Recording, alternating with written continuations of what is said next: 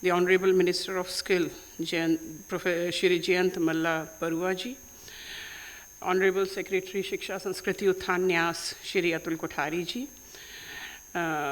very eminent advisor to the Government of Assam, Dr. Nani Gopal Mahanta ji, whom we had the pleasure of listening in our last conference to, the Chancellor of this excellent university, Assam Royal Global University, Dr. Pansari ji, our own President, Dr. G.D. Sharma ji, our Vice President, Dr. Vinay Pathak ji, the Vice Chancellor, very, very dynamic Vice Chancellor of this university, Dr. S.P. Singh ji, distinguished chairpersons and speakers of various sessions, representatives of apex bodies, esteemed chancellors of various universities in the eastern region of India who have assembled here for this very, very important conference, faculty members, students from this university and media persons.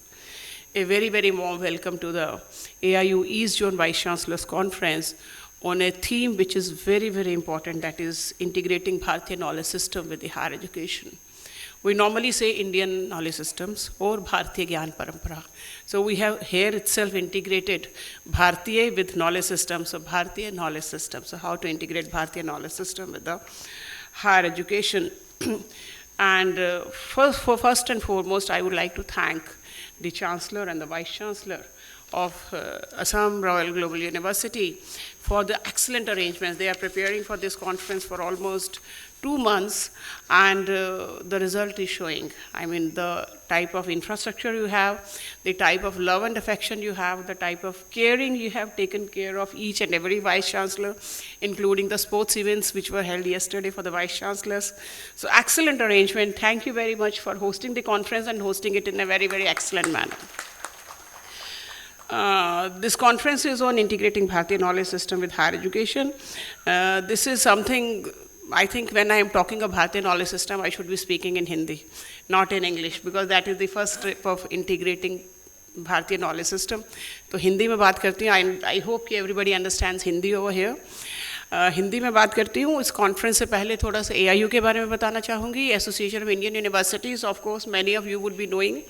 But for the ones who do not know, Association of Indian Universities दुनिया की सबसे बड़ी university association है. इतनी universities किसी association, चाहे वो international association of universities हो, चाहे कॉमनवेल्थ एसोसिएशन ऑफ यूनिवर्सिटीज़ हो, कहीं पे भी इतनी सारी यूनिवर्सिटीज़ एक एसोसिएशन की नहीं है. आज की डेट पे हमारे पास 981 यूनिवर्सिटीज़ हमारी मेंबर्स हैं, एंड पूरे देश में करीब 1100 यूनिवर्सिटीज़ है. उसमें से अगर 981 हमारी मेंबर्स हैं तो आप सोच सकते हैं कि कितना वैल्यू करते हैं यूनिवर्सिटीज़ AIU की मेंबरशिप को. और ये वॉलंट्री है, कंपलसरी नहीं है. उसके बावजूद अगर मोर देन 95% अगर मेंबर्स हैं तो that means a lot to us. So thanks to all the universities who are the members of AIU. And again दूसरी बात ये AIU की जो खास बात है, ये एक तो सबसे बड़ी है ही, दुनिया की सेकेंड ओल्डेस्ट, 1925 में ये बनी थी. अगले 2 साल में हम अपना सेंटिनरी सेलिब्रेशन करेंगे, अपनी शताब्दी मनाएंगे, और उस समय हम बहुत ही बड़ा एक प्रोग्राम भी करेंगे और पूरे साल प्रोग्राम्स करते रहेंगे. सारे यूनिवर्सिटीज़ जो हमारा फैमिली है, जिसको हम अपना परिवार मानते हैं, उन सबको साथ लेके बहुत सारे प्रोग्राम्स करेंगे और बड़े फिटेस्ट बिफिटिंग मैनर में अपना सेंटिनरी सेलिब्रेट करेंगे. पर उससे बड़ी बात यह है कि AIU जो है वो सिर्फ एक ऐसी एसोसिएशन है जो इतने सारे स्फेयर्स में काम करती है जितनी दुनिया की कोई एसोसिएशन नहीं करती. फॉर एग्जांपल, हम यूनिवर्सिटीज़ के वाइस चांसलर से एंगेज करते हैं in terms of having conferences. 6 conferences तो हम राउंड टेबल करते ही हैं. हम इसके अलावा न्यूली अपॉइंटेड वाइस चांसलर्स के लिए राउंड टेबल करते हैं. अभी कश्मीर में किया था, आप में से कुछ लोग वहाँ पे थे, एंड बहुत अच्छा फीडबैक मिला हमें इस कॉन्फ्रेंस का कि कैसे जो नए नए वाइस चांसलर्स बने हैं, कैसे वो अपनी यूनिवर्सिटी को ज़्यादा बेहतर तरीके से चला सकते हैं. इसके अलावा भी हम वाइस चांसलर्स के बहुत सारे प्रोग्राम करते हैं, ऑनलाइन भी करते हैं, ऑफलाइन भी करते हैं. टीचर्स के लिए हमने कैपेसिटी बिल्डिंग प्रोग्राम्स करते हैं AADC के माध्यम से, academic and administrative development centres. और बच्चों के लिए तो हमारा दिल बच्चों के लिए है, क्योंकि यूनिवर्सिटीज़ का दिल ही बच्चे हैं और उनके लिए ही हम सब बने हैं. तो बच्चों के लिए हम उनके लिए स्पोर्ट्स इवेंट्स कराते हैं, खेलो इंडिया यूनिवर्सिटी गेम्स कराते हैं. वाइस चांसलर साहब ने खेलो इंडिया का यहाँ पे बैच लगा रखा है. और उनके लिए यूथ फेस्टिवल्स कराते हैं. उनके लिए अन्वेषण एक प्रोग्राम है जिसमें रिसर्च प्रोग्राम्स, रिसर्च प्रोजेक्ट जमा करते हैं बच्चे, जिससे कि उनमें रिसर्च एक्यूमेंट डेवलप हो. और बहुत सारे इस तरह के काम हम बच्चों के लिए, टीचर्स के लिए, स्टूडेंट्स के लिए करते हैं। ज़्यादा मैं बोलूँगी AIU के बिजनेस सेशन में, क्योंकि अभी बहुत सारे लोगों को बोलना है तो मैं बहुत सारा नहीं बोलूँगी। सिर्फ ये कि इसके अलावा एक बहुत इंपॉर्टेंट मैंडेट जो गवर्नमेंट ने हमें दिया है वो है equivalence of foreign degrees with Indian degrees, again which we are doing that with a lot of passion for last 100 years. ये जो हमारी कॉन्फ्रेंसेज हैं, जो मैं बता रही थी कि हम 6 कॉन्फ्रेंसेज हर साल करते हैं, एक मेन कॉन्फ्रेंस और एक 5 zonal conferences, east, west, south, north और सेंट्रल जोन में। एक जोनल कॉन्फ्रेंस हमारी हो चुकी है साउथ जोन की, जो विश्वेश्वरैया टेक्नोलॉजिकल यूनिवर्सिटी में हुई थी। और इस साल का जो हमने ओवर आर्किंग थीम रखा है वो रखा है हायर एजुकेशन एट 2047, कि 2047 में हायर एजुकेशन कैसी होगी और उस तक हमें कैसे पहुंचना है अगर भारत को विश्व गुरु बनना है। तो हायर एजुकेशन एट 2047 के तहत हमने 5 सब थीम्स रखे हैं, जो कि 5 रीजनल कॉन्फ्रेंसेस में हैं। तो विश्वेश्वरैया टेक्नोलॉजिकल यूनिवर्सिटी में हमने रखा था digital transformation in higher education, क्योंकि कोविड के बाद डिजिटल ट्रांसफॉर्मेशन बहुत ज़्यादा इम्पॉर्टेंट इशू है। असम रॉयल ग्लोबल यूनिवर्सिटी में हम कर रहे हैं इंटीग्रेटिंग भारतीय knowledge system with higher education. इसके बाद next conference Somaiya Vidya Vihar university Mumbai में होगी, उसका टाइटल रहेगा future of work and skill development. उसके बाद होगी सेंट्रल जोन की कॉन्फ्रेंस गुरु घासीदास यूनिवर्सिटी बिलासपुर में, उसका थीम रहेगा नर्चरिंग रिसर्च एंड इनोवेशन। और जो नॉर्थ जोन की कॉन्फ्रेंस है वो काठमांडू यूनिवर्सिटी में होगी, जिसका थीम रहेगा globalisation and internationalisation of higher education.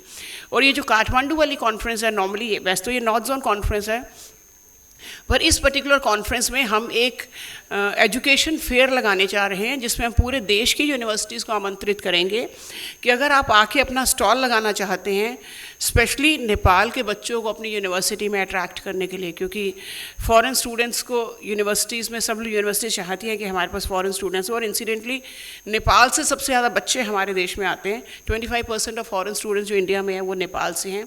तो अगर आप नेपाल के बच्चों को अपनी यूनिवर्सिटीज़ में अट्रैक्ट करना चाहते हैं तो उसके लिए आप अपना स्टॉल लगा सकते हैं। बहुत जल्दी आपको एक लेटर मिलेगा UGC से, AIU से, कि आप कैसे वहाँ पे स्टॉल लगा सकते हैं। तो सारी यूनिवर्सिटीज़ वहाँ पे स्टॉल के लिए आमंत्रित है, नॉर्थ जोन के आमंत्रित हैं कॉन्फ्रेंस के लिए प्लस स्टॉल्स के लिए।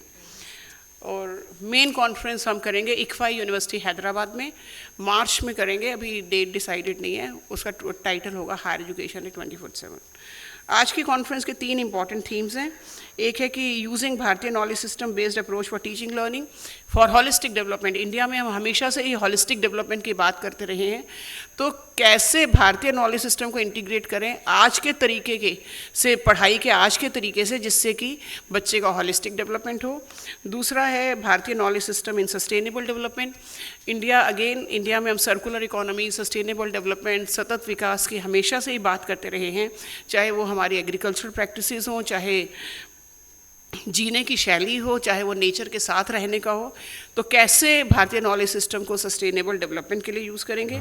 और तीसरा है कि कैसे भारतीय नॉलेज सिस्टम को फ्यूचरिस्टिक एजुकेशन, भविष्य में कैसी शिक्षा हो, उसमें भारतीय नॉलेज सिस्टम का समावेश कैसे हो, इसके ऊपर ये 3 मेन सेशंस हैं।